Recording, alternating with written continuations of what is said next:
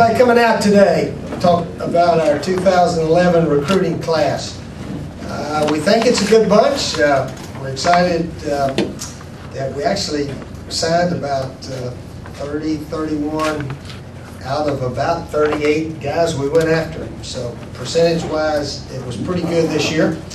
Our coaches did a super job really recruiting these guys, all of them well over a year.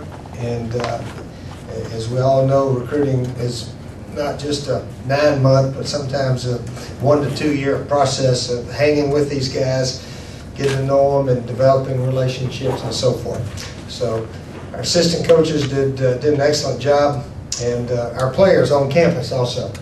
Your current players have to be good recruiters. And I think, especially you young guys, Marcus Lattimore, Stephon Gilmore, all those freshmen did a super job, I think, hosting and showing the guys around on their visits. But anyway, I think it was a well-balanced class with about 15 on offense, 15 on defense. I think we did a pretty good job with our in-state guys, getting most of the ones that we were after in-state. And hopefully 3 or 4 years from now, we'll find out if this was an outstanding recruiting class or not. That's the test 3 to 4 years down the road. But we're happy with the players that came with us, and we feel like we got a chance to continue doing some big things and hopefully some bigger things in the next 3 to 4 years. Okay, any questions, Phil? Good questions. Please use the microphone. Okay. And then I'll let Coach Beamer here talk about a lot of the guys individually. Coach, you said on multiple occasions around bowl time that it was a good recruiting class. We'll find out in the next couple of months whether it will be great. With the way you closed, did it end it was a great recruiting class? Yeah, I think so. Yeah, we got commitments and signed papers from the last 3 guys we were recruiting. So that was that sort of added our number up a little bit. As you know, this recruiting is not exact science. You can't say, well, we're going to sign 24. You may sign 22 or 26. And then you just have to work it out the best way you can. But we felt pretty good about the class. And now it's up to the players and us to coach them into being outstanding student athletes and represent our school in a championship winner type fashion. Coach, talk about Marquet and Tanner at quarterback. Okay, yeah, Marte Maddox. Right now he came with the defensive backs. We had a meeting yesterday with all the guys, and right now he's over with Coach Ward at defensive corner. Originally, we thought he wanted to come in at quarterback, and he still may come over there some, but right now he actually went over with the defensive backs. What about Tanner? Yeah. He's a quarterback. Yeah, he's a quarterback. Yeah, he was the we think he really has a chance to be an outstanding player. He was the New Jersey State Player of the Year, as you probably know up there, and led his team. I don't think they won the state championship, but they were in the playoffs, and his statistics were very good this year. He can run. He can dodge guys. He's about a 4.5 40 type guy, and 6'4". So he's got some height and throws the ball well. Looking forward to working with him. How this past season, the wins you guys had, how did that help you kind of close the deal on some of these guys? Well, I think it helps. I remember they asked Mark Rick, obviously Georgia had a super class, how much it helped. And he said, well, most of these guys were committed before the season started. And even a lot of our guys were committed, or we felt like we'd built a pretty good relationship before the season started. But certainly the ability to win and proving that we can beat the good teams, beat Alabama and Florida, I guess the 2 prior national championship teams going into this year. So that showed the guys we can win big here. We haven't done it yet. We haven't won big, but we did get the Eastern Division and make a little bit of progress. But we're hoping for a lot bigger years. Coach, two guys that are pretty close to each other, Terrell Adams and Philip Dukes. Can you comment on them at all? More specifically with Terrell, tight end, defensive end, quarterback. He's kind of played it all. Yeah, we're excited about all these tight ends. Terrell Adams and we're going to have them listed right here together. Rory Anderson, better known as Buster. He goes by Buster mainly. And Drew, Drew from up in the Charlotte area. We're excited about all three of those guys, and we think they got a chance to play some next year. So we'll see how it all plays out. I don't like to put one ahead of the other. They'll all come in and compete, and between Drew and Buster and Jarrell. Now, Buster, he could be sort of a wide receiver type too. He's not as thick as Drew, and we hope Jarrell's going to be. But that gives us three guys to work with, certainly. And we're thin at that position. Justice Cunningham is the lone returning player pretty much at that position. Down in Calhoun County, they talk a lot about the differences between the Jeffrey brothers. What the differences do you all see in them, and does Shamir have a chance of getting some significant playing time this season? Well, that will be determined on how Shamir comes in here and performs. But they probably let Coach Beamer talk about them a little bit more since he recruits that area. But Shamir, I think, really wants to play wide receiver, play quarterback a little bit everywhere in high school. But I think he sees his future also and can help us at that position. Go ahead. I think they're both great athletes. I think they're both competitors. You look at a little basketball court, football field, whatever it is, and they're shining out there. They've been well coached by down there by Coach Wilson. And like Coach said, Shamir's done a little bit of everything. Alshon was strictly a receiver, whereas Shamir played quarterback, played receiver, did a little bit of everything for him. So I'm looking forward to getting Shamir up here and seeing where he best fits. They say that Shamir is faster than Alshon. Is that what you all know? Who's they? Coach, his parents and the coaches. I don't know. I saw Alshon earlier. I don't know if he'd agree with that. But Alshon's got a little bit bigger than Shamir. Alshon's a big man, as you guys know, and Shamir's a little bit different type runner and whatnot as well. But they're both great players, and I saw where Coach Wilson said earlier he's been fortunate enough to have them both for the last 4 years, and now we get to. We're excited about that.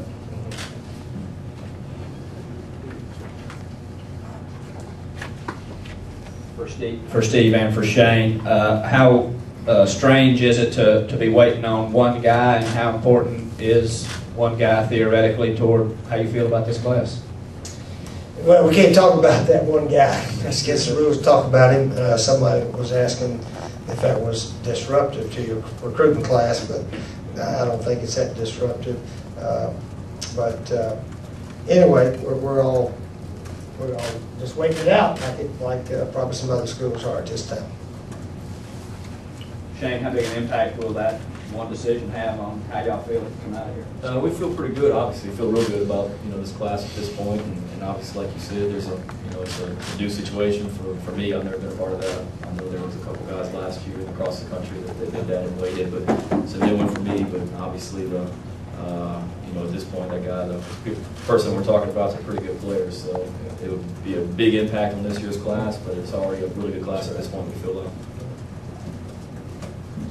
Aside from the guy we're waiting on, can you talk about the defensive line class coming in and signing, Phil Dukes especially, and then the others? Yeah, we were fortunate that this year was a really good year in the state of South Carolina for defensive linemen, and that's where it starts. First of all, is the state of South Carolina, and we want to solidify this, our situation in this state. And there were September 1st, I think there were 11 guys in this state that we were actively recruiting, and today we signed 9 of them, I believe. So when you have that kind of year in the state, that's what we're trying to do, keeping these guys at home, and that's what we've really stressed and really tried to do.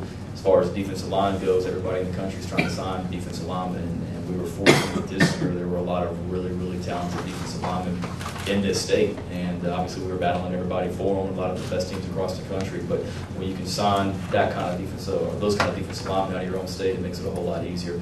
It was a position of need for us. We didn't have a whole lot of depth up there. We got we lose a couple guys in Lottie and Cliff. We've got some older guys coming back next year, so we knew early on that needed to be a priority for us, and we really like the way we finished things at that position. Steve, what was the reason for the 28 rule? And are you okay with it? And how have you had to work around it?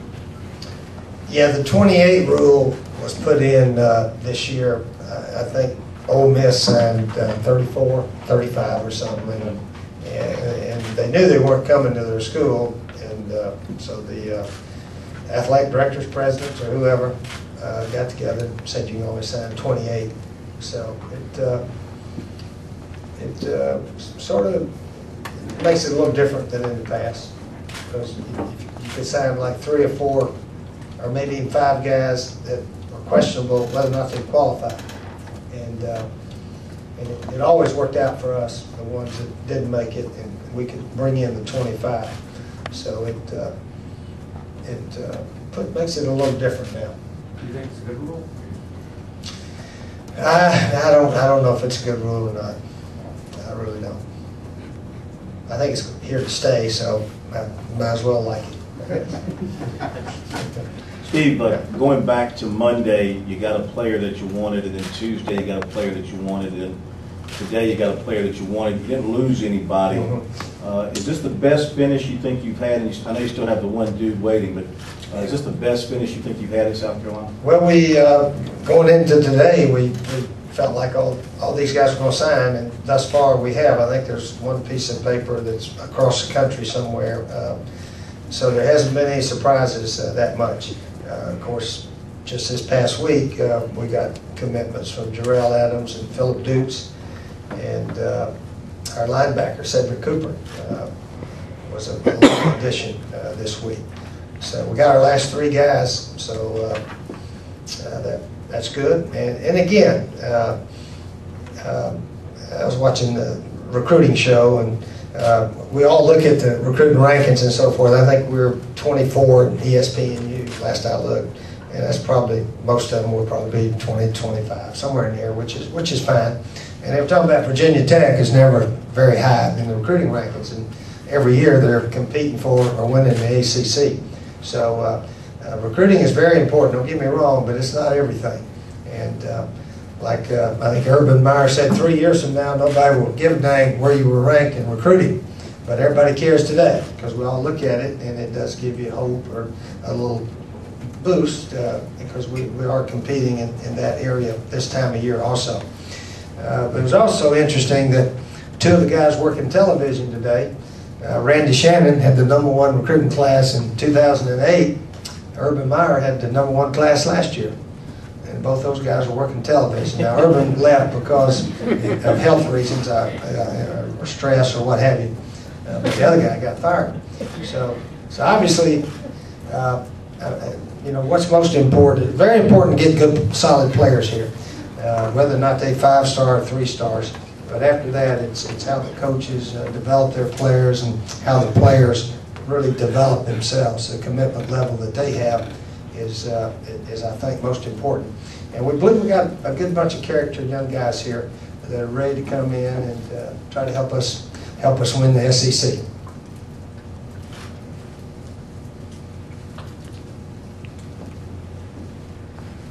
Either Steve or Shane, how important is it to go ahead and get, players that earlier you might have given a redshirt year or 2, but maybe how important is it to get them out on the field now and get them to play with the new rules as far as underclassmen and taking 3 years before you can go to the NFL? How important is it to get guys that you might have given that extra year of redshirt to get them on the field and get as much out of them as you can?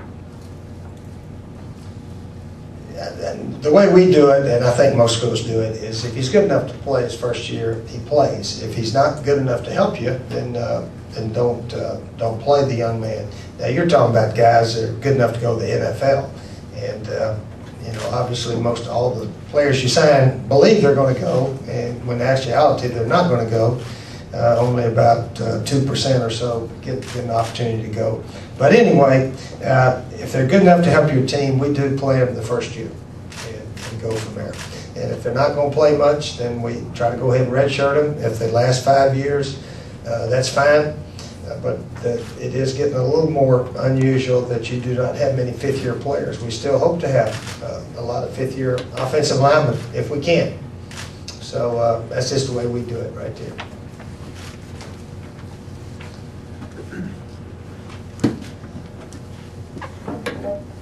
You've signed a lot of offensive linemen in the last 2 years. Do you see something special in Shell that maybe he's the guy that could play right away? Is he physically coming Yeah, back? we're certainly going to give Brandon Shell an opportunity to play left tackle this year. So he'll be getting coached real hard, and of course we'll coach real hard. Kyle Nunn is there right now, and hopefully Brandon will come in here and compete for starting positions, playing time, or whatever. But yeah, Brandon is a big-time recruit. Could have gone about anywhere in the country, as we know. And it's neat to see the best in-state players staying in our state now. Seems like a lot of them stayed in-state all the way around. Shane, you got your eyes on any of these guys for special teams? Yeah, absolutely. Like Coach said, if they're good enough to play, we're going to try and get them on the field from day one, and whether that be offense, defense, special teams, we need to make sure we get our best athletes out there, like Coach has said in the past, and a lot of those guys, Coach and I were talking about the other day, we've got a lot of guys on this list that have size and can run, and those are two qualities you've got to have as well. So certainly when they get here in August for practice, we'll be keeping an eye on a bunch of those guys. Steve, you mentioned the difficulty of getting to working the 28 number. You guys had 2 public commitments who didn't sign today. How do you handle that with those 2 guys? We've handled it, and hopefully they're still going to be with us. That's about all I can tell you. Hopefully they're going to still be with us, and we'll see how it plays out down the road. But they did not sign an official paper today, you're right.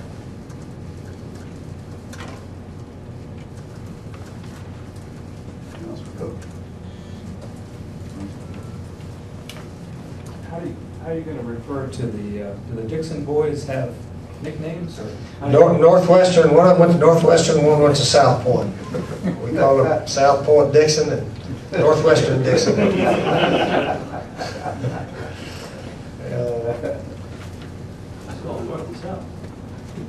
It might be simpler. South Point, Northwestern. Yeah. Steve, has G.A. Mangus opened up an area of the country to you that you haven't had? Yeah, I hope so. Yeah, the New Jersey, Philly area. Yeah, Coach G.A. coached up there at Delaware Valley, so he's got a lot of connections, and we're able to pull 3 players out of there that we think will be really good players for us.